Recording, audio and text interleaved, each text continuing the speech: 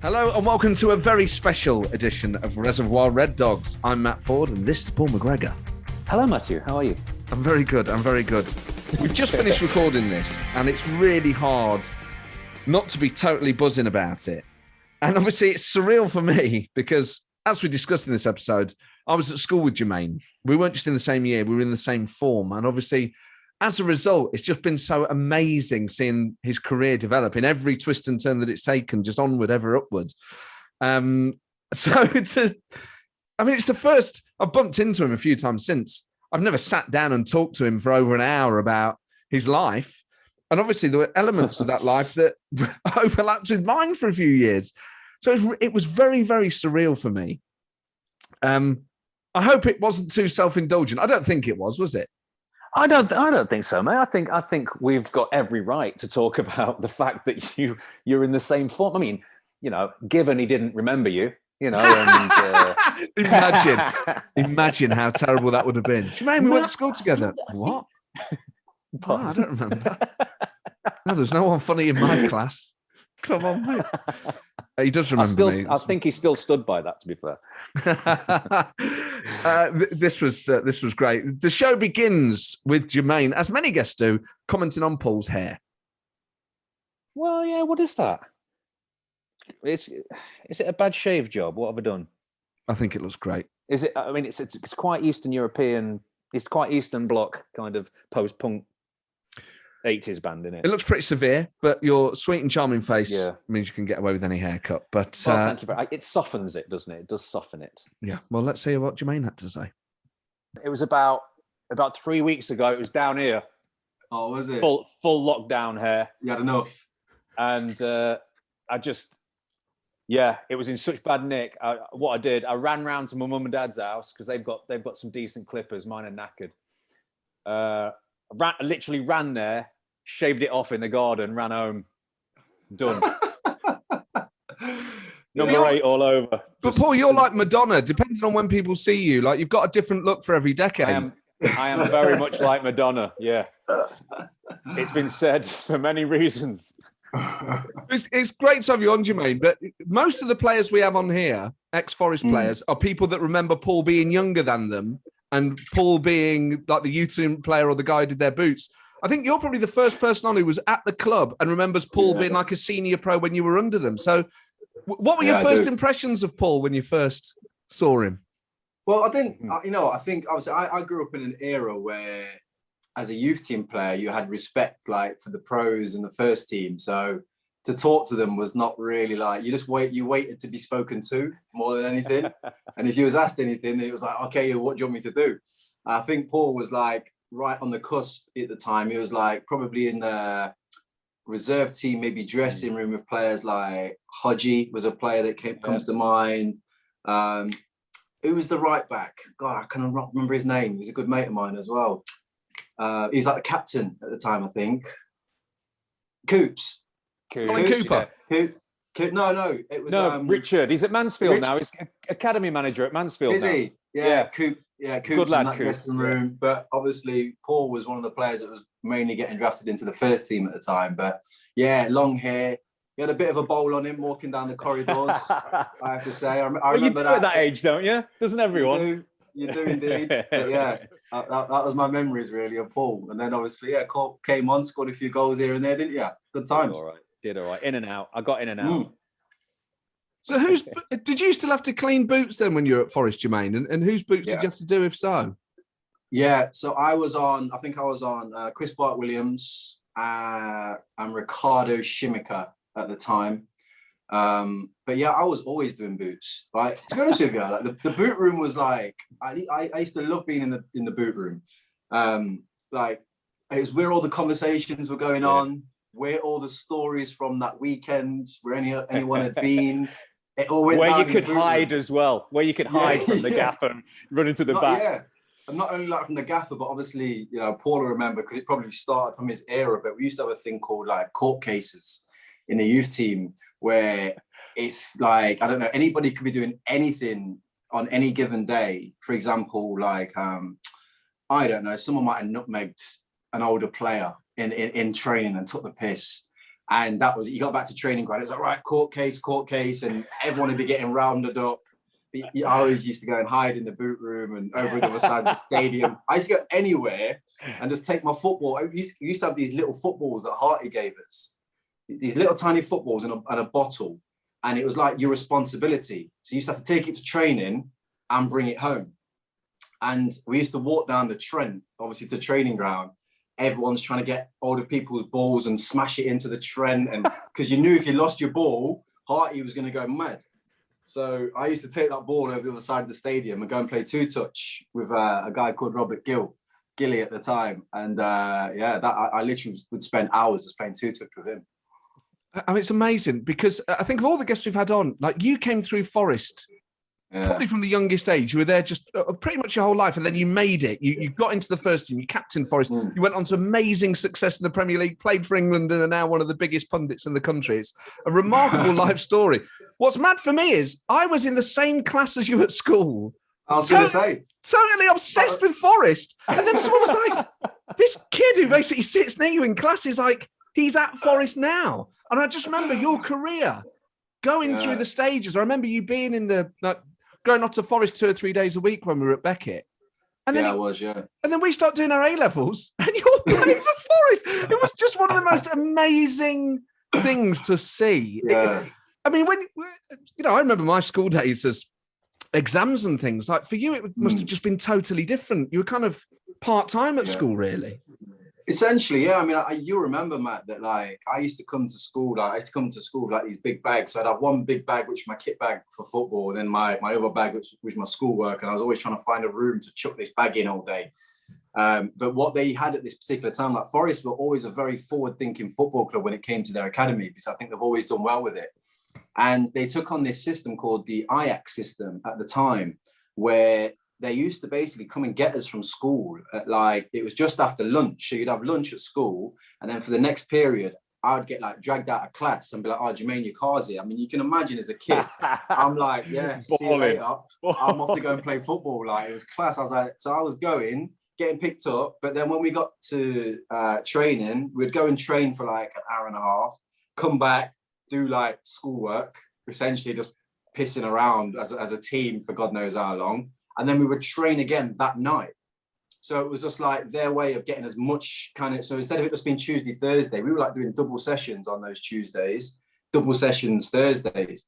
So I did that for about 2 years, during school. And I remember that it elevated my game massively at that time and actually gave me a little bit of a glimpse. You know what, when you're young and you're playing football, I was just, whether I was on the school field or I was in the streets, I was just playing football. And then all of a sudden I'm actually at the Forest Stadium. And you know what it's like, they've got the European Cups everywhere, the history of all the old players are everywhere. And you start to get a feel for it. I'll be honest with you, I swear at that point, I did not know I could make money from playing football, really. Until the day I got offered my first contract and I was like, what? I'm going to actually make money playing football. That I knew obviously money was in the game, but until it hits your hand, you're like, what is this? I'm actually getting paid to play football. This is ridiculous. So yeah, it was, I remember collecting my GCSEs and obviously the training, our stadium's round the corner from where our school was, Matt. And everyone was panicking in our year about what grades they had and all this. I mean, it feels crap saying it. I just didn't care. It was I was all thinking, I can't wait to run around to school in my Forest kit and everyone's seeing me. And I'm just I literally finished training, ran round to the school, picked up my grades or whatever and just bowled out. I was like, yeah, I'm going back to training. That was it. That was my life. Didn't even look at him. I literally didn't. You know what? My mum brought them round here the other week, right? When you tell yourself you've got so much better grades, I've been telling everyone I got a C in maths, I got this. It was not that. It was not pretty. Put it that way. It wasn't pretty. Jermaine, what was Matt like at school? Because he looks like the sort of kid who you'd want to slap. Whoa, yeah. He's got that kind of face, hasn't he? Right? You know what, Matt was. From my memory of Matt was just in a weird way, just Alan Partridge. That's the only memory I have of Matt. That was it. I swear down. Oh man. Matt was the kind of kid, right, that I remember that he had a weird way of integrating himself into everybody's circle with his jokes. So, you know what it's like at school. You've got like whatever the fashionable kids or whatever that are doing everything, and you've got like bullies and idiots or whatever. Then you've got like the kind of like the poor kids that don't know where to even place themselves. And I just remember my map was floating around the middle. Like it was always really like risky. See, I used to sometimes hang around with like some older kids, like because my best mates were Vaughan, Harvey, and a guy called Craig Anderson, who was still my best mate to this day. And me and Vaughan were quite tight, and then Craig was the year above me, but Vaughan had brothers, so I sang around with his brother as well, who was like 2 years above. And Matt used to just sometimes just come into the circle, and we'd all be having a random chat, and he'd come in and do like a Tony Blair impression. And he'd be like, where did this come? Brilliant. Where did this come from? And then he just walk off. And like, did that just happen? So literally my whole kind of school year, because obviously, you looked at my career, Matt, and then I started like, even when I was playing, I was speaking to Craig, and people like kept saying to me, Fordy's doing really well, keep an eye out for him, blah, blah, blah. Martin Teal, obviously, we both know was doing a few bits and pieces like musically and just, dossing around as he does.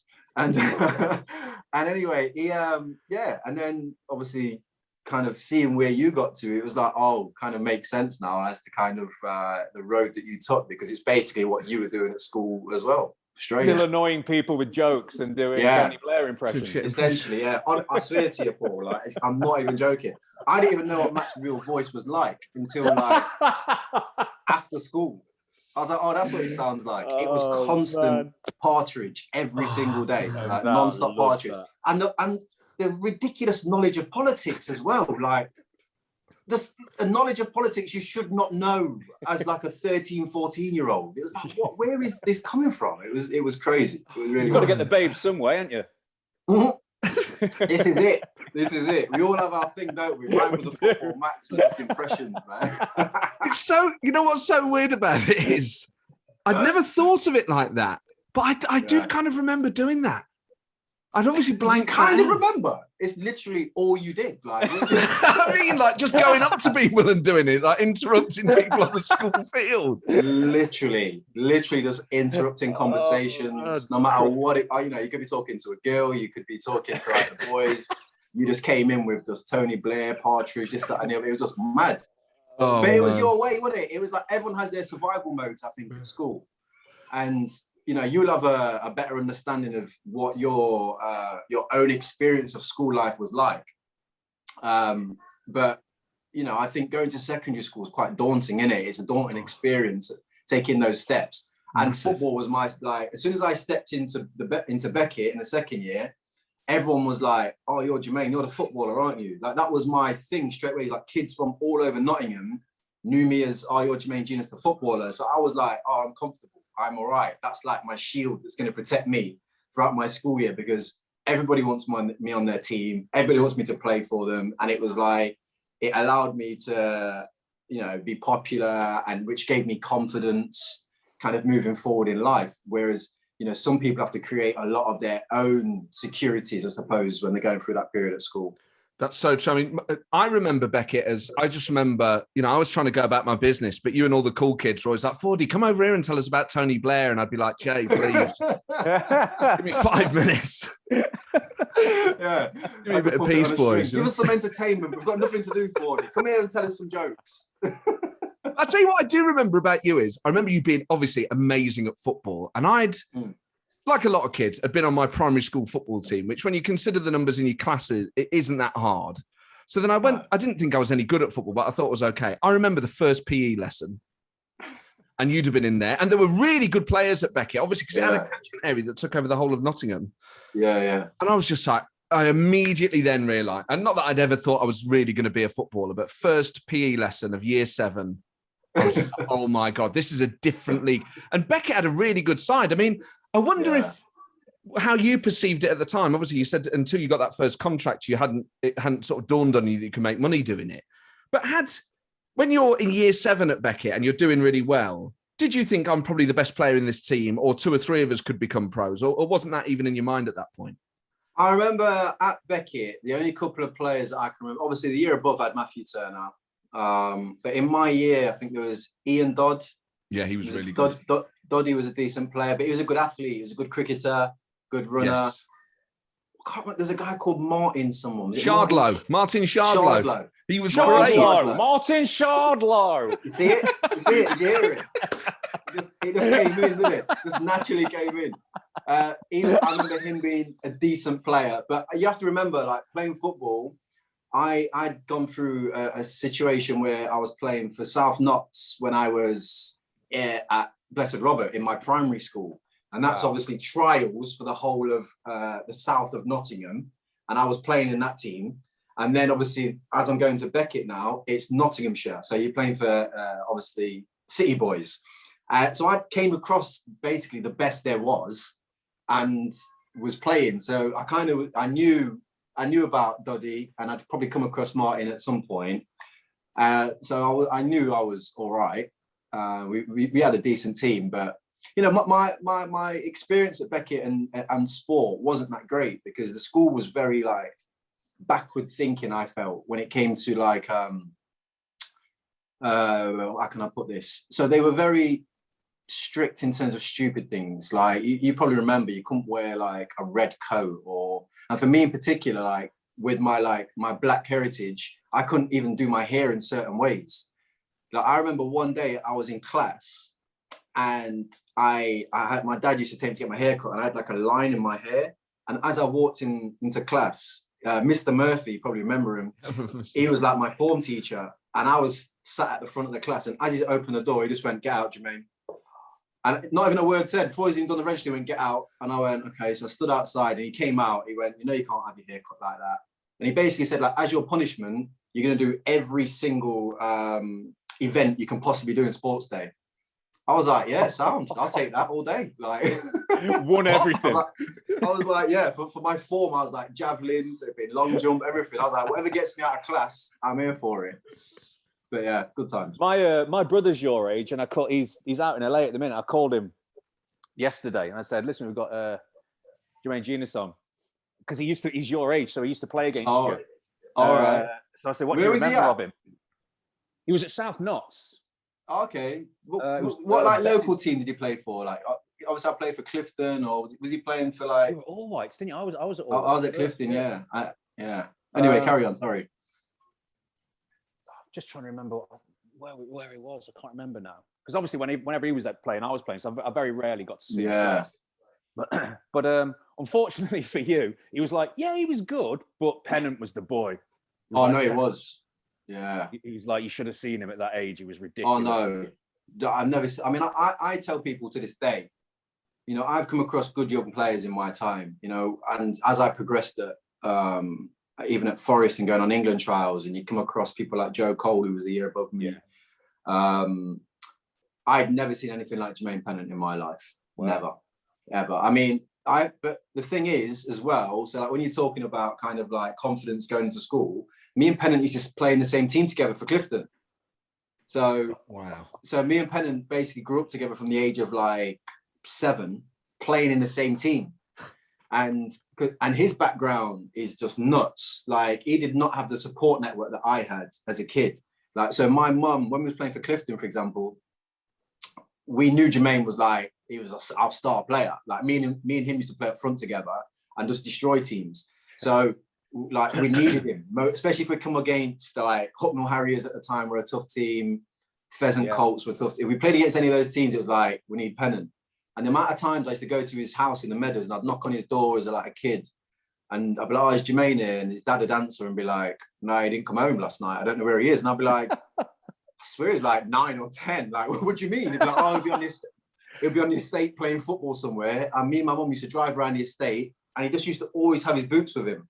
So, and we'd just find him kicking the ball around and be like, "Jermaine, we've got a game, come on." And he'd be like, "All right, yeah, cool." We just jump in the car and then we'd go and play football and then like drop him home. And he was outrageous as a kid. Wow. And that's why he progressed so quick. You know, what was he? By the age of 17, he's at Arsenal and, you know, the most expensive teenager at the time in the country. But yeah, didn't take me long to take that mantle off him, which I remind him on a regular basis. So what was the secret of your success then, Jermaine? Because obviously you got amazing natural ability and you worked really hard at it. But do you, a lot of the players we have on this podcast will say, oh, there were more talented players than me at, say, the age of 15, but I knuckled down and they started drinking or anything like that? Or do you just think you've got so much natural ability that you probably could have been a bit looser and still got there?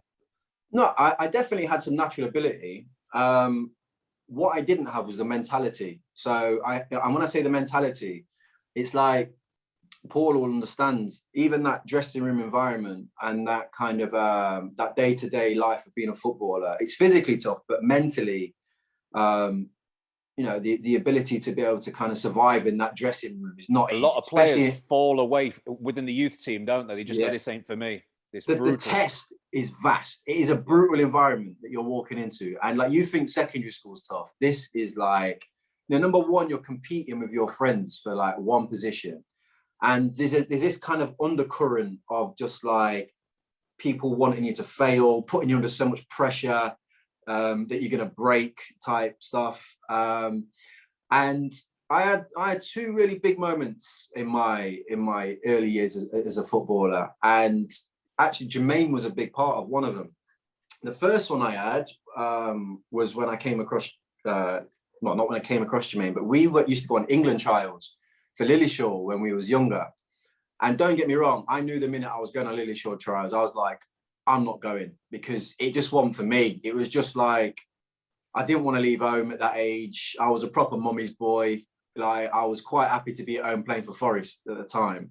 But I'm going through these trials and I was like, obviously being in a centre midfield player, I was kind of like, on the pitch performing when I got the ball, but then find myself drifting out of games quite a bit because I'm playing with boys from London, from Liverpool, like Newcastle, all over the country. And they've got these big egos, they're playing for Tottenham, they're playing for Arsenal, they're playing for Man United, and they've got big egos. And I was just like, oh yeah, give me the ball. And I remember watching Pennant like a lot as a kid. And he had this attitude, which was like, am I allowed to swear on this podcast? Or not? Yeah. You can bleep me out, can't you? I used to call it like just I don't give a attitude, or like I don't give a type mentality. And so I'd watch him and he would just demand everything. And he had this kind of ability to be like a magnet, like everything had to come to him before it went anywhere else, which made him flourish as a young player. So you can really shrink in those moments and kind of go, well, coaches love that as well, don't they? They love correct, yeah, exactly. So I remember like actively, and this was something I just worked on on a daily basis, was developing that mentality of just give me the ball, give me the ball. Like I'd scream at players during training, give me the ball. And if they didn't give it me, I'm saying, what? Give me the ball. Like to the point where I kind of flipped it on them. They were like, I'm going to give him the ball next time. And I was like, and then I started grabbing hold of games at a young age. It was like, give me the ball, give me the ball, give me the ball. And then it was just like, wow, I'm dictating things at this level now. And when I went back to Forest as like a 14-year-old, Paul Hart got hold of me and was like, he basically he'd make me go and play with the under-17s. As a 14-year-old, and just go like deal with that, and I had to kind of get hold of that mentality again and dig in and just obviously that's what carried me through my kind of youth stages. And then the second one, which was a bit of that and a bit of luck really, we had one game against Derby County, which was when I was just about to leave school for it, and we used to play in like 3 25-minute sections or something like that. And I'm playing in this game and we had a good team at the time. My team was good. And players are getting dragged off the pitch. Like, oh yeah, I don't know, number 25, come here, off you come. And then I'm watching them walk off like in tears. I'm thinking, what the hell's going on? I feel like this, obviously it's against Derby, so it's a big game. Anyway, the game's going on. That player gets replaced by another one. We get to the end of the game and basically out of my whole team, I was the only player they kept. Paul Hart walked up to me at the end of the game. And he went, right, Jermaine, we want to sign you on a 3-year contract. You'll get, it's a 2-year scholarship with 1-year pro. We'll do the details. It's basically like £42.50 a week you're on. That's when I went, what? I can earn money. This is mad. But I class that as like the luckiest part for me, because I didn't really know that was happening. It was just a bit of luck. And then from that minute on, I was so focused and so driven and so like, you know, I was when a lot of my team were going on holidays, like with their families, like my mum couldn't afford a holiday. So I was running around my estate, like that I was given. We used to get given a bit of paper. Again, Paul will know that would be like your pre-season thing. So it'd be like day 1, run 2 miles. Ours was like, run 2 miles, do 50 press-ups, 50 sit-ups, some stretches, blah, blah, blah. Day 2. Oh, we had none of that. Did you not? Well, that's what we got given in the youth team. And everything I got on that sheet, I just doubled. Because I was like, well, if I do this and everyone's doing it, everyone's going to come back the same. So if it said run 2 miles, I was running 4 miles. And if it said like do 50 press-ups, I was doing 100. And I just was like, that was my mentality until I started my very first day as a YTS. But so many kids wouldn't have done that. So many of them won't have done what was on the sheet anyway, let alone doubled it. Yeah. But I think that a lot of it came down to like, I didn't have a choice for the like a lot of my upbringing, like my mom raised me basically on her own from the age of 8. A lot of people don't know this, but I'm not even sure it's legal, but like Forest were essentially paying the mortgage on my house from the age of like 14, 15. So me making it as a footballer was like, it was the livelihood. It was for my, you know, it was so we could keep a roof over our heads. It was not like, oh, go and have some fun anymore. It was like, you've got to make it. There's not an option here because the electric's going to go, or, you know, and Paul would always support as much as he possibly could in terms of those types of things. But did you feel that pressure at the time, mate? Not really. No, my mum was really good at it, and Paul, they never categorically told me until afterwards. It wasn't like, well, I kind of knew during, because I remember Paul sitting us all down as a family, me, my mum and my sister, and kind of going, look, what are the issues here within your family? That's where he was brilliant. There was no like, oh, he's a good foot. It went way beyond football to him. It was like, let me get into his life, see what's going on and what needs to just be taken care of so we can concentrate on that. And for my mum, she was working like 2 jobs as well as going back to university, you know, trying to provide me with boots and so on as a young kid. And he just kind of took a chunk of that away at a young age and went, right, let us just take the bills situation. And you go and you just make sure that he is at training day in, day out. And that's, yeah, so Forest had given me that. So in my mind, I was like, well, I've got to repay them, like, and repay my mum and repay Paul's faith in me by not taking the mick. Like, this is real. Like, it's not just fun. It's not a joke. So I already had a maturity that I think a lot of players in my team didn't have. That is, it sort of makes me want to feel myself welling up thinking about that Paul Hart did that, and that the club did that.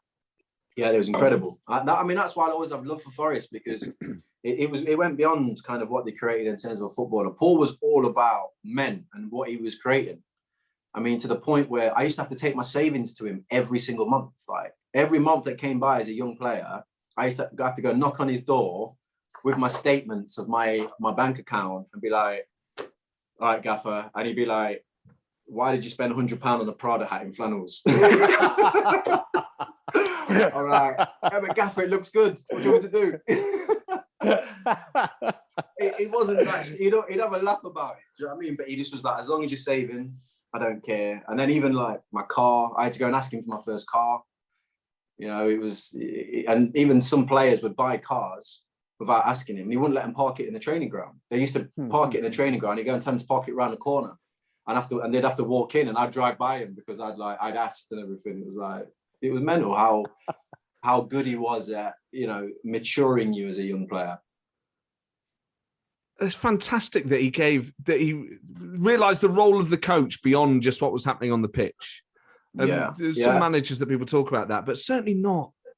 I don't think anyone's ever come on here and talked about a youth team manager being so involved in their life. No, there was a history of what we talk about, the club having an ethos of building young men, didn't we? You know, even throughout the Clough era, you know, when we first got sat down, they were like, you know, everything. I can remember Clough coming into the dressing room when we sat down on our first day, and it was like 7 first years, and we sat there, and he comes in, you know, with Illy, and is just like, you know, we're building young men here. You won't be. Yeah. You will. Anyone swears. If I hear anyone swearing, if I hear you rude to Gene or the chairman, or if I, you know, it was all about, you know, always asking about your family, always asking, you know, have you got a girlfriend? Are you settling down? You know, how's your mum? All that kind of stuff. Yeah. The club has had a history of that, I think. And I think 100%. I mean, do you remember George? The old man that used to sit when you went into training? There was an old guy that used to sit there, right? So right next to the boot room, there was a seat, and this guy was like the oldest guy you've ever seen in your life. Like, I swear, he just used to sit. No, you remember George? He used to sit there every single day, George, right? And he just he'd be there from morning. So I'd get in at like 7:30, and he'd already be there, sat in his chair, and all he used to do is sit there and just drink tea. And we had Tell the kit man. Remember Tell, obviously. And Tell would just be like, Tell would like give him a cup of tea, and every now and again, if something fell on the floor, George would get his walking stick out, go and pick up a towel. George must have been there for like 10, 15 years. Like, just as I love George already.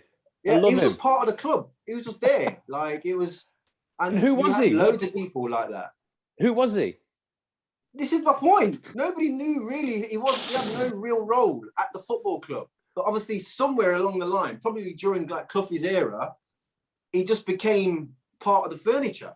Like, I remember him, I'm sure. And he literally just had a seat next to the boot room. And he just used to sit there, and he'd pick up his cup of tea, and he'd be like, blowing his tea. He'd be like, "You right, George?" He'd be like, "Yeah, the biggest ears I've ever seen in my life."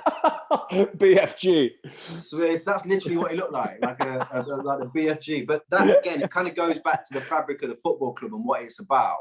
And it was a people's football club.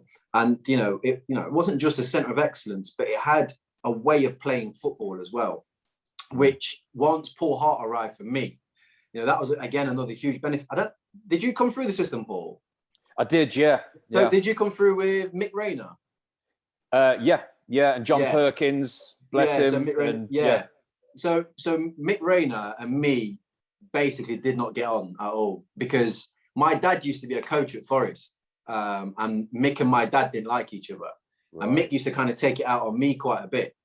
And and again, you talk about luck. So out of nowhere, Mick gets the sack, right on the cusp of me nearly calling it a day at Forest, by the way. And Mick gets the sack, and Paul Hart comes in, and for some reason he looked at me and just went, "I love you. I'm just gonna create a professional footballer out of you." And that's literally what happened. Honestly, it was like, because Mick. I remember Harty coming in. It was kind of a weird role, because he'd come and hang around with the youth team a little bit, and he was always just floating. It was like, it's not, here's Paul Hart, he does this. It wasn't. No, it was this weird role where he just floated in between everything for a while. Yeah, and he was.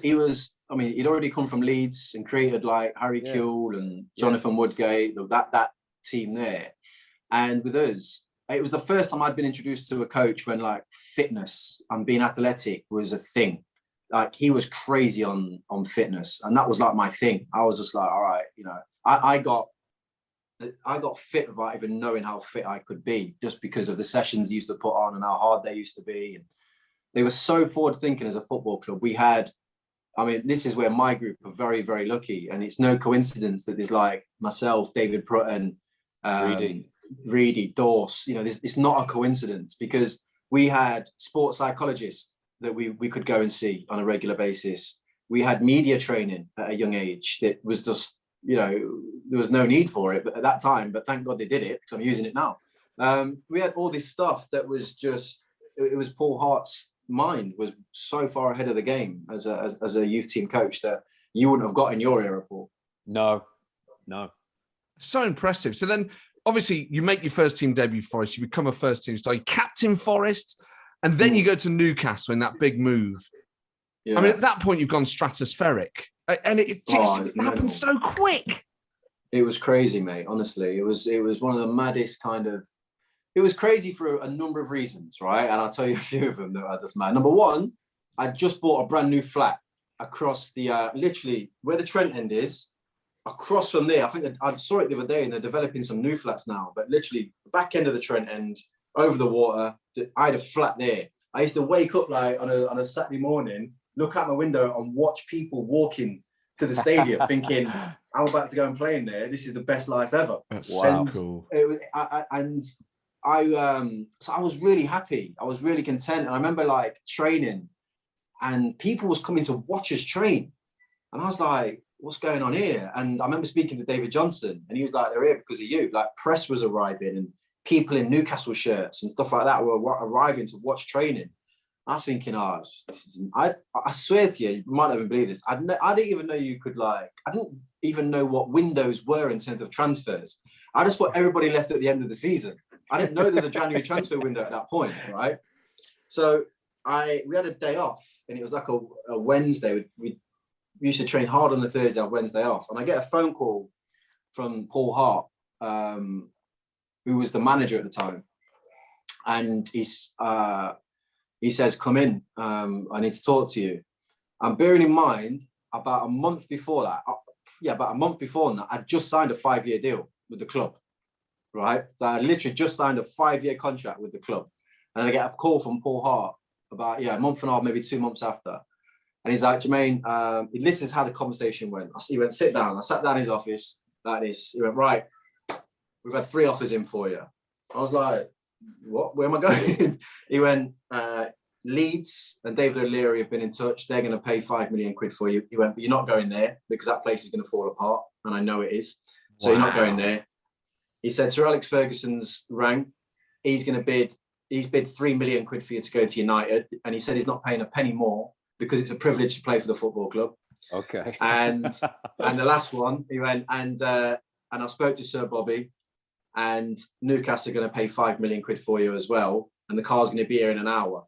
And I was thinking, I swear it takes about 3 hours to get to Newcastle. Anyway, randomly, Shaka Hislop's brother was a driver. Right? He picks me up. Of course, this is no joke. This is no joke. This is no joke. Like, Shaka Hislop picks me up, and I'm in the back of the car, and David O'Leary's like ringing my agent non-stop to go to Leeds. And I'm saying to my agent, I want to go to Leeds because like it's only like hour and a half up the road. I knew some of the players there. I was like, I want to go to Leeds. And he was like, I'm not answering the phone. You're not going there. You're not going there. We get about 2.5 hours back up the road, and my phone rings now. And I'm like, what's his number? Answer it. Sir Bobby Robson's on the phone. I'm just like, oh my God. Like, obviously, I was like, Italian 90 was my first World Cup. And he's like, Jermaine, can't wait to see you. Like, get up here, blah, blah, blah. And I was just like, I put down the phone. I was like, let's get to Newcastle now. And honestly, it was just from that point on, it was just so fast. I mean, I was in the boardroom in Newcastle, and he comes flying through the door, and he's just like so excited. And he was like, you're right, son. Like, he said, don't worry, you're going to play. And that was one of the things that stuck with me a lot. Because a part of me obviously wanted to go to United, but I'm thinking, I ain't getting in that team right now. You got Roy Keane, Nicky Butt, Scholesy. I think Varane was there. There was so many good players at the time. Like, I was just going to get put like with the kids and developed. And I've walked into Newcastle, and he's gone, you'll be starting for me. Like, you're going to start. And just the way it really, honestly, it was strange. The way it really convinced me was somebody goes, take him to the training ground. And Bobby went, no, don't take him to the training ground. Take him out. Just take him out to have a look at the city and all that. So Freddie Shepherd, God rest his soul, was the chairman at the time. And his 2 sons, my agent, me, we go out for a bite to eat. We end up getting absolutely steaming, right? And there's a game like the next day. All of us are so drunk. And he's like, right, I can't take you to the hotel because there's press everywhere. So we'll go to the stadium. And in St. James's Park, there's a 4-bedroom apartment. So that nobody knows of really. It's like the chairman, he's got a house in the stadium. Wow. So they went, all right, go in there and you can have that for the night. So me and my agent stayed there. And then I woke up, walked out to a box, and it was like, stadium's filling up because there's a game on. I just looked at my agent. I went, "Where's the papers? I'm signing for this club, man. I love it. Like, what a gaff!" Like, and that was me. Yeah, it was so fast forward. I mean, I remember being sat in my hotel, and I'm changing channels. It was like a film. Like, I'm changing channels. I'm on every single channel. Because at the time, I was like the 3rd most expensive teenager in the world. It was so big. Mental. It was so big, and like it was the back pages of every newspaper. Yeah, it was mental. I mean, I'd walked into my hotel room, and I can't tell you, like, Nike had sent me, just everything you could probably have in a shop. It was just like boxes to the roof of trainers and boots and gym pads and tracksuits and everything. It was just like, what is going on here? And it sounds like something from a Macaulay Culkin film or like Jerry Maguire or something. Like all of a sudden, this young lad is just at this. And St James's Park, Forest is a beautiful stadium. St James's Park is like a massive, great stadium that looks down on the city of Newcastle. All of a sudden, you're there. You're still a teenager. And like you say, Nike are just chucking all this stuff at you. And Bobby Robson is like an international star. Yeah. You know what? I think one of my first ever visits to St James's Park, I think Paul might have played in. Did you play at St James's Park before? I did, mate. Yeah. I remember I was sat because we played the youth team one afternoon, and whenever the youth teams are playing a similar place, they used to try and take us to the game. And I was sat down in the Gallagher end watching Forest and staring up at that massive stadium. And just, I mean, obviously being around the Forest Stadium a lot, you know, it's sacred. You know, it's got that feeling, that history, and you love it there. Then you look at a place like St James's Park and you're like, oh my God, this is mental. And that team you'd have played against would have been a top Newcastle side at the time. And that was my first experience as a kid. And it was literally Beardsley, Shearer, mental. That's what I'm saying. And I literally walked into a similar dressing room. You know, I literally walked into like Alan Shearer, just sat there, and I was just like, wow, this is crazy. Like, and we were like second in the league, in the Premier League at the time. And I had a proper side with some big, big characters. And, you know, I think what helped me hugely was at Forest, which didn't happen to me even after Newcastle, is, you know, there was an era where what I call like leaders and proper men in dressing rooms were about, and they were created because of how they got there and the environment that thrust them to that position. And, you know, being around players like Andy Johnson, was like, Jono, man, love him, yeah. But geez, this guy, right? I remember one of my first times getting called into the first team with David Platt, and I was training, and Paul Hart pulled me a few times saying, listen, have your whereabouts here, because this ain't a joke. These lads think you're coming to take their position. And we already had there was another youth team player called Gareth Williams, who was brilliant in our youth team. And he was in there and he kind of looked after me a little bit. But I remember like the first ball that came into me in midfield, I just knew that he was coming for me, Jono. I just knew it. You know, you just have that awareness about you as a player where you just like, I can He was a unit as well, wasn't he? Yeah. Oh my God. It's like I could hear him grunting. Yeah. It's like he must have said to the lads, I'm going to show him. Watch this. And the ball's come into me, and I've just seen him last second and like drag the ball, and he's got flying by me, sliding. And the whole place is erupted with laughter because I've absolutely skinned him and just popped it off. And I just spent the whole session just not letting him get near me. And, you know, it wasn't like he wanted to hurt me. It wasn't like he didn't like me. You know, he was always really encouraging. And it was just like the way it's done, if you know what I mean. If you want to be here, you want to be amongst this, then there's a hierarchy, and I'm going to show you type thing. And yeah, it was just about passing the test. And have we been able to put that's what helped. Jono's episode out? No, this is you've hit upon an issue for us as well, Jermaine, as we recorded an episode with Andy Johnson, but it's unbroadcastable. Right? There is no way that it could ever be put out. It was a really good laugh, but it was absolute filth. Yeah. I listened to a podcast he did with what's that podcast that's Under the Cosh? Under the Cosh. I listened to that with him and Tank. Yeah. Oh God. And Tanks was lively as well. I mean, Tank was in that team. This is what I'm saying. These two guys were in this team that I was walking into. Animals, the pair of them. Animals, but like they just. I felt like they both took a bit of a shine to me. Do you know what I mean? They both liked me. I remember as a youth team player, a lot of the players used to get us to go like wash their cars at the car park, like you know, the little car wash that was around the corner. And I remember like David Johnson had like an SLK, and one day I've got no license for it at this point, by the way. He chucked his keys at me, going, "Oh, JJ, go and wash my car." I'm like, "Go wash what car?" And he's like, "My Merc outside needs a wash," and it was so tight, obviously in there. Luckily enough, it was automatic. Oh my God, I was absolutely shitting myself all the way. I was like, it's trying to like get it through these tight spaces, but I got it washed, got it back. It gave me like 20 quid or something. I was like, yeah, well, I'll take that. But and Tank was the first person I see have the X5 with the screen in it. And it turned up, and he used to park it right at the front where we used to walk in. And I remember coming out and going, oh my God, what is that? let me have a look at this tank. And he went, oh yeah, get in. So I got in the passenger seat, and I was just like, this is unbelievable. And he was like, oh, don't be daft. He said, you'll have one in about a year. And literally, when I went to Newcastle, the first thing I bought was I bought an X5. I went straight to BMW. I said, get me that now. I want that car. And I bought an X5. So you went to Newcastle. The memories that stick of it. You went on to Spurs as well. Had an amazing Premier League career. That free kick against United is still one of the great goals. But one of the moments that I really remember about you, and I remember watching this game in a pub in Hockley, and it was when you played for England. I think it was against Australia, and they bring Beckham off and bring you on. And I remember just being like, this is, it felt like over the course of about 4 or 5 years, you just kept going to the next level, to the next level. It was like, now he's playing for Forest. Now he's captain in Forest. He's got the Newcastle. They've just subbed Beckham off. I used to sit behind him in class. This is just insane. It was so amazing. That's just kind of what happens though when you're young, 40, right? You're so fearless. You're so fearless, and I think it's why you see a lot of young players struggle at times as well. Like people,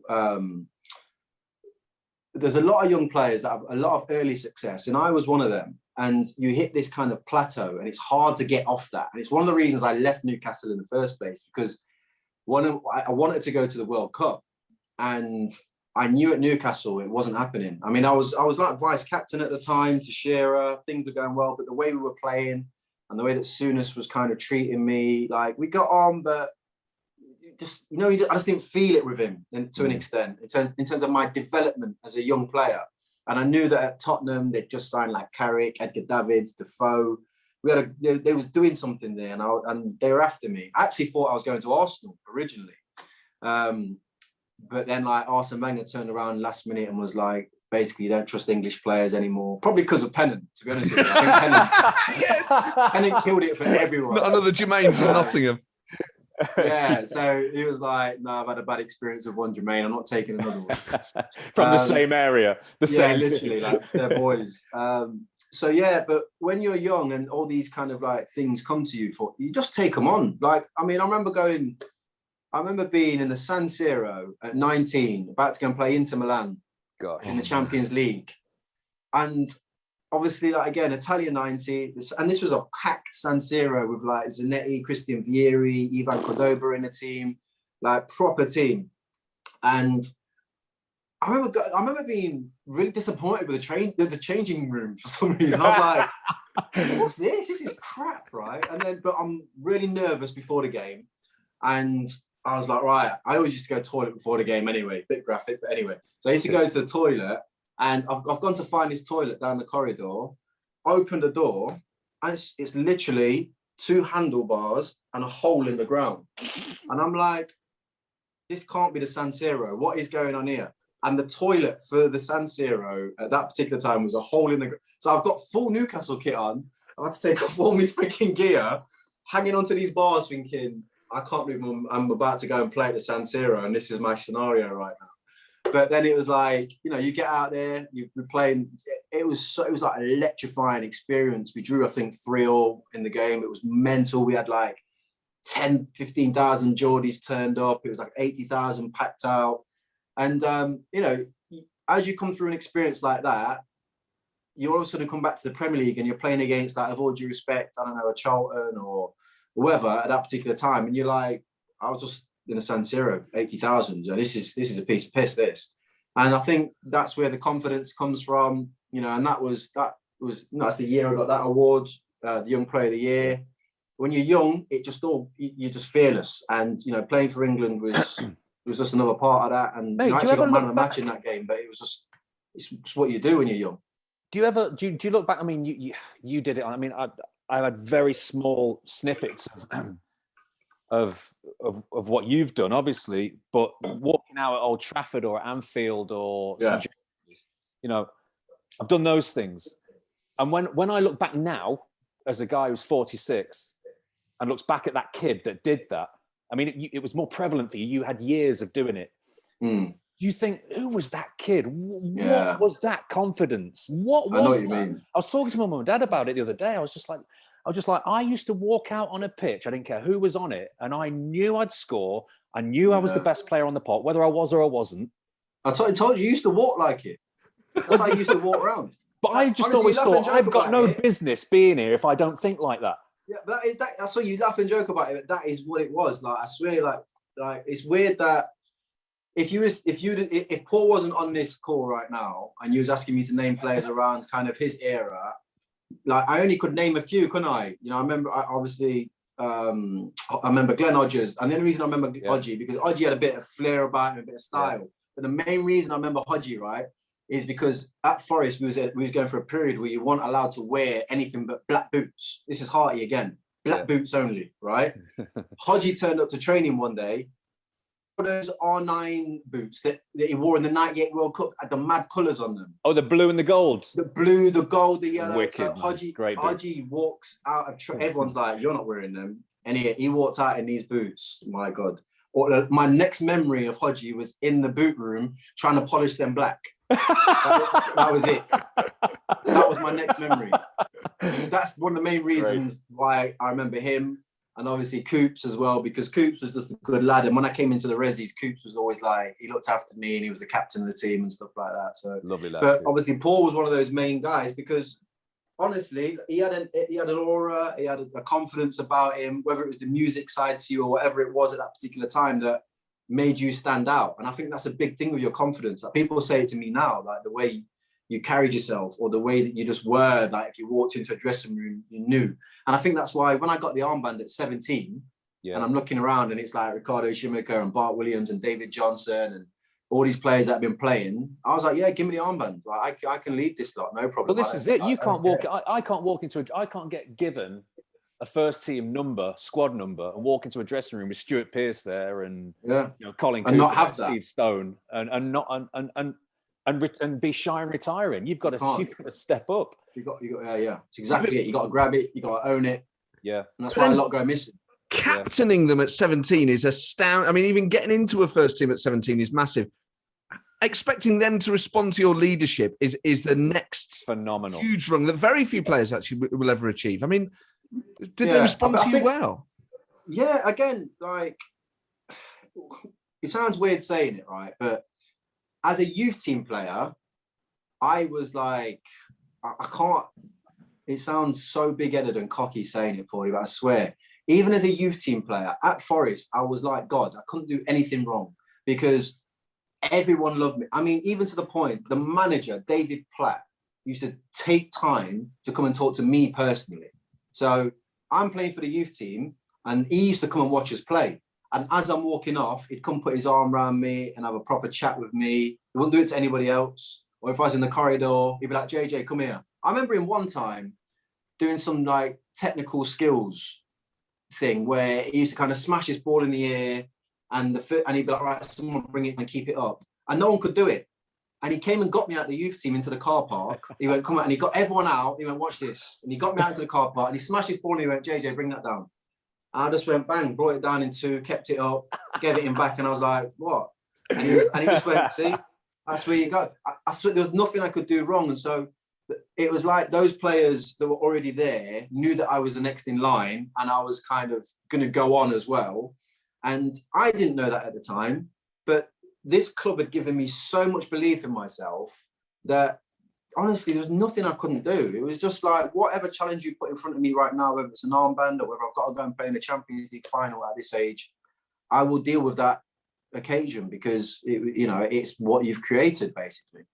You obviously have to have that self-confidence and that self-belief to be an elite athlete and to succeed in something that's so challenging as football when you're in dressing rooms with other big characters. But what always struck me about you was, and I would occasionally bump into you like in a bar in Nottingham. Oh no! For all that confidence you had, in your professional ability, you were always so pleasant. You were never leery or nasty or rude. You were always you'd always say hello to me when I bumped into you in town. Like you wore it. You seemed to wear it all so lightly. Dodged a bullet there, Jermaine. I was a bit nervous. Like my wife's in the other room. I thought you were going to start bringing up some old stories or something. No, you know what it is? I think I don't know. Like I've just been brought up that way, and that's why my two best friends at school are still my two best friends to this day.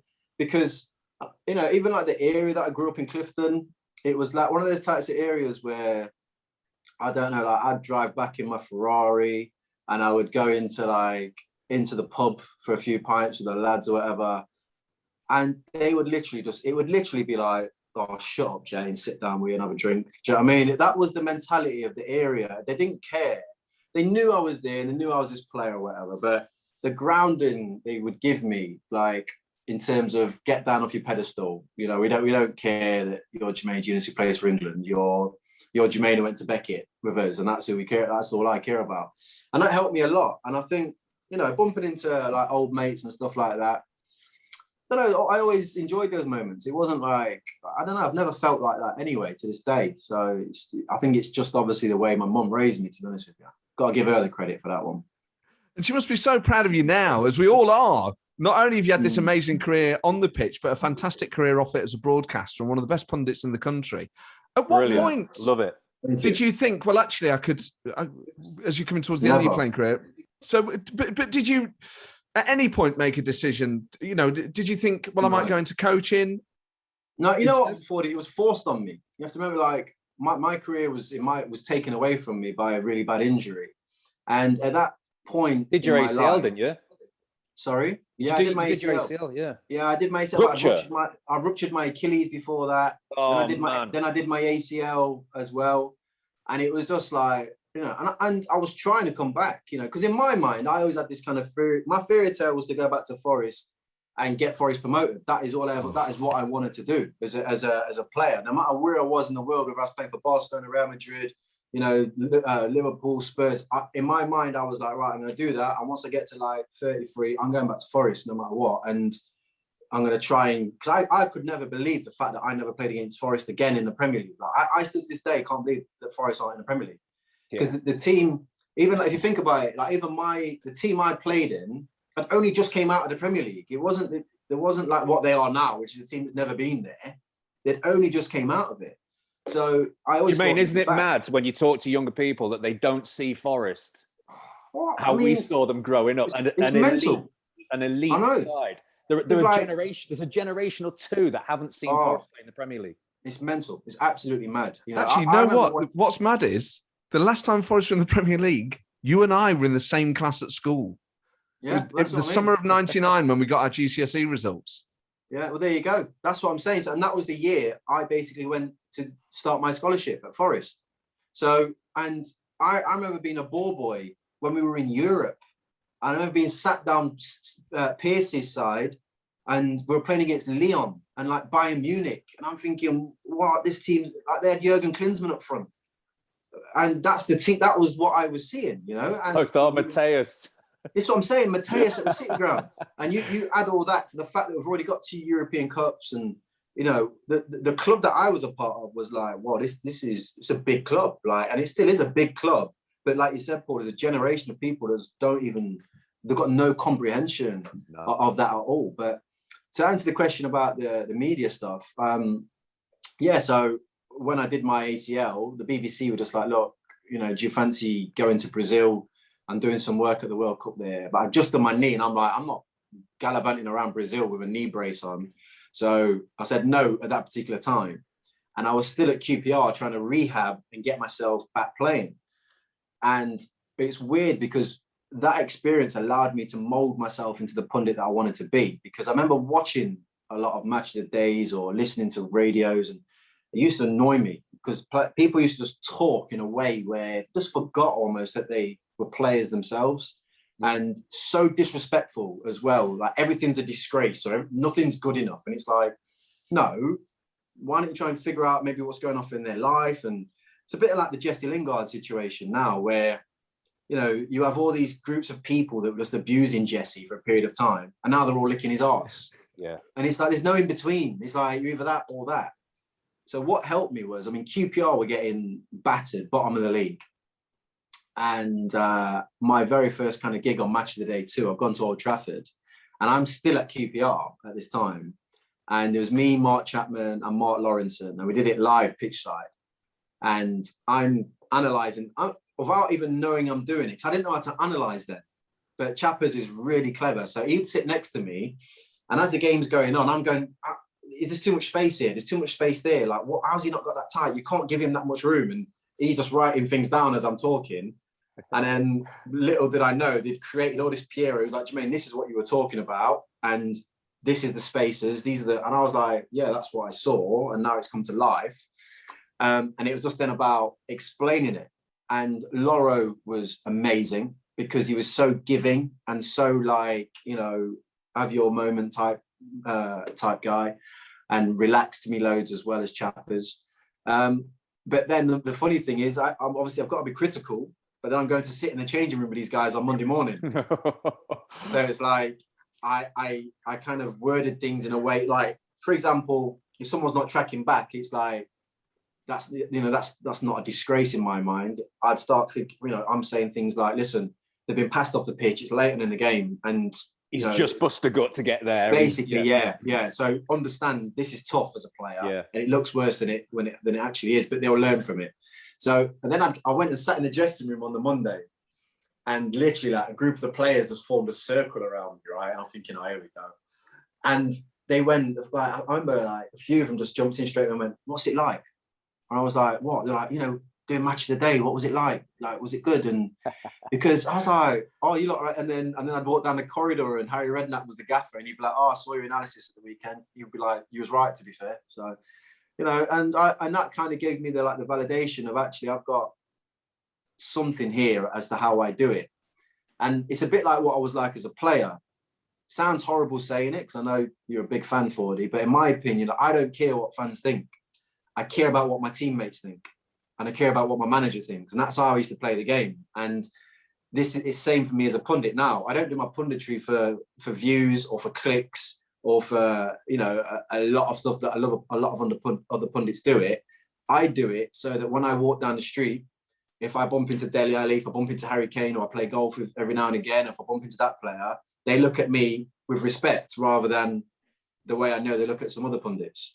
You know what's great about that? The effect is actually you are more respected by the viewing public, because as a fan, I don't just want to hear that sort of invective, all that disgrace stuff. It does nothing for me, because I've never played the game. And what's great about you and Carragher and Neville is you've educated the public about what actually goes on. So it's far more satisfying for me to watch you say, well, the reason he hasn't tracked back is this, and give it context.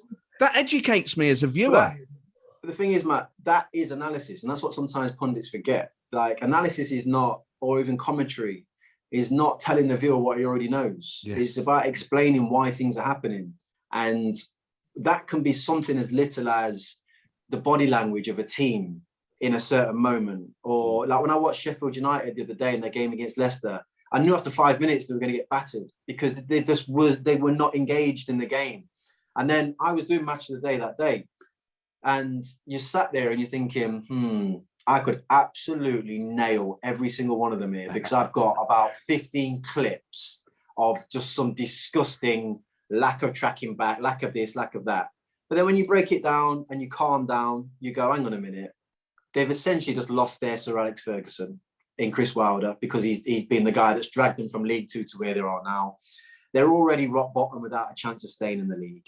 There are so many things in this particular moment right now that are going against them that, you know what, it's not worth digging them out on this occasion. And we'll see how they respond over the next couple of weeks. And those are the decisions that I think are important to make as a and see what 10 defeats on the bounce do to anybody's mentality. Exactly. And you and I, we may not have had that experience of 10 defeats on the bounce, but we've had those experiences where either you're going out onto a football pitch and your confidence is rock bottom and you're thinking anything could happen here, like to the point where, Matt, a ball's coming to you and your concentration levels to control that ball are like beyond what they should be.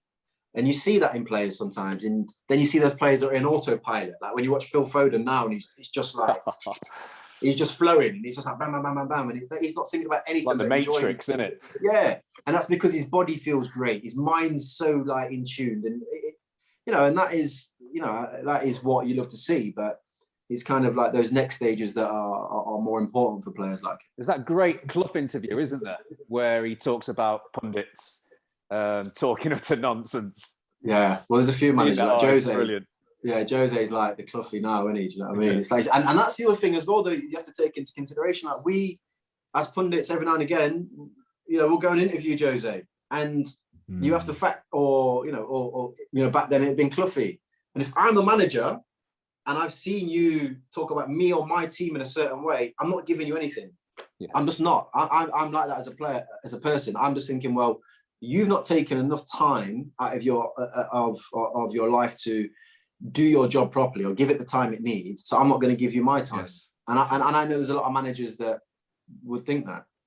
So what happens for you next, Jermaine? You've had this incredible life on the pitch, a brilliant broadcaster off it. You're still only, people can't believe we're the same age, by the way. We put saying our 40s former classmate. People go, there's no way they're the same age. People thought I was the older one, by the way. People literally, if it ever comes up and I say, I was at school, Jermaine, people are like, what, were you like in sixth form when he was year 7? I was like, no, the PE teacher. We're the same form. We're like identical age. Yeah, identical age. I think my hair's receded a bit more than yours or something. That's probably it's not too bad, but yeah. So what do you do next then? Have been a pundit for a while, I guess. This is that's the beauty of what I do now, I think, Fordy. It's I don't know is the honest answer, and I enjoy that. I think the one thing I do know is I don't want to be a pundit my whole life. I like punditry and I enjoy punditry. I much prefer now kind of asking the questions and driving the conversation. So presenting is probably my future, which is why I've started doing like the one show now as well, because that adds another string to my bow. And I interviewed Dolly Parton the other day. What the hell? I'll be honest. Mate, you can end it now. You can end it now. There should be a trophy on your cabinet there. There you go. I do not listen to like country music. And I was interviewing her and I've never been so starstruck in my life. Yeah. And, I'm from Clifton, mate, and I'm interviewing Dolly Parton. It's like, what the hell's going on here? What is going on? Hey up, Dolly. Hey up, Dolly, mate. Right, Dolly, mate. From Trent Barton to Dolly Parton. Yeah. I love it. Beautiful. And I suppose that's what I love about the world I'm in now. Like, I don't know where it's going to go. I honestly don't. I love football and I'll always be in football. And don't get me wrong, there is always something like eating away at me as to kind of what my team would look like on a football pitch. And whether that goes away or not, I don't know. You got your badges? I haven't got my badges, no, because when I finished playing, I just went straight into television, and it was like, and I think if I was then going to coaching, television would go that way. I would go fully into that as I did kind of my footballing career and my television career. I threw myself into that. I would then go, right, badges, let's go in, let's do it. And I think, the beauty of that now is the inroads I've got with managers like Jonathan Woodgate, my mate Kieran Dyers at Ipswich, got Keno who does the Irish Ireland team, Scotty Parker's at Fulham, Lamps, Gerrard, all these players are in there where you could, there are ins to get to start at lower levels, but it's not, it's a part of me, don't get me wrong. And I think it's part of most footballers. You always wonder what your team, especially when you analyse games, it's like, how would my team look? Because you have a vision, but it's like, what would it actually physically look like?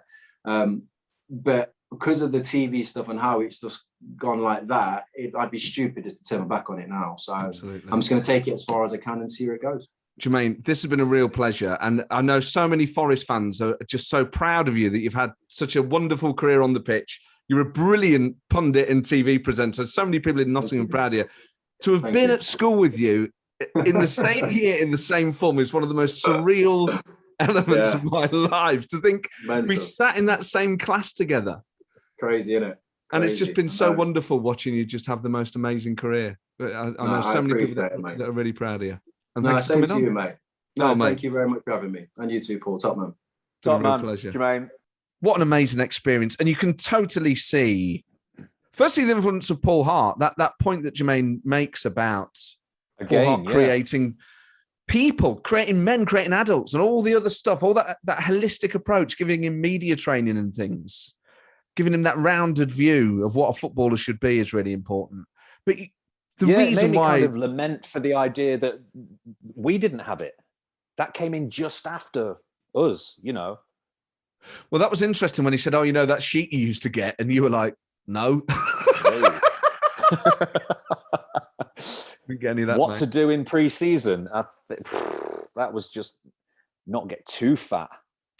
And obviously every guest who comes on here is from a different era, has their own perspective, has their own view of football and life, their time at Forest, a different take on their career. Everyone brings, and that's because they will have different personalities. But the way that Jermaine talks about football and the way that he talks about life is so, it's also in a different level. I've never heard anyone really talk about it the way that he does, that specific take. And you can see why he's such a great pundit as a result. Well, that's because he's genuinely at the sharp end of changing punditry and how people talk about football, the language around football, with people like Gary Neville and Carragher, as you mentioned. These people are at the sharp end of that, and you can really hear it. It's thrilling. It was genuinely a real thrill to sit there and listen to him talk and just hear that mind kind of spill out over the microphone. It was incredible. He's so clever, and you think he could have. Obviously, It's very, a very lived gifted at intelligence, football. though, isn't it? It's a different type. We always talk about this, the type of intelligence. It's a lived intelligence. It's a footballer's intelligence. It's very different to what people deem as intelligent. Yeah, but you know what? He's the sort of guy that I think, had he not been good at football and he'd applied himself at school with his natural intelligence, he'd have done well. Yeah. Same with you. Possibly, yeah. Yeah, well, I don't know. I genuinely don't know. I mean, the point is, I guess, is that it doesn't matter. You know, you led a wonderful life as a result of football. There's no point kind of wondering what you'd have got for your GCSEs. Oh, pointless waste of time. By the way, I've done exactly the same as him. When you look back at what GCSEs you actually got, I've written all kinds on CVs and everything. Like, not got near it. No one ever checked. There you go. There's a life lesson in there. Well, thank you for listening to this. This has been a very special episode. So share it far and wide. We are recording as many of these as we can in a kind of little season, I guess, series. I say season because of football. You know, with box sets now, when people are like, I'm on season 2. I always say series 2. Maybe I'm outdated. Yeah, you are. I need to start thinking in terms of seasons. But thank you for downloading this. We hope you're well. Thinking in terms of Netflix. This has been a wonderful walk down memory lane for me, and I hope it has been for you. And we'll see you next time. You Reds!